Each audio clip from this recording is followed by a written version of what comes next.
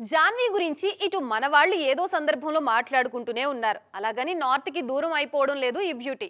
అక్కడ కూడా ఏదో ఒక విషయంతో వార్తల్లో ఉంటూనే ఉన్నారు. లేటెస్ట్గా జాన్వి పేరు ముంబై మీడియాలో తెగ రిఫ్లెక్ట్ అవుతోంది.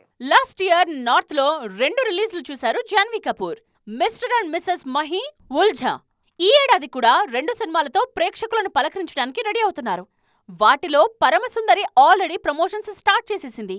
పక్కా సౌత్ ఇండియన్ లుక్ లో కనిపిస్తున్నారు జాన్వీ కపూర్.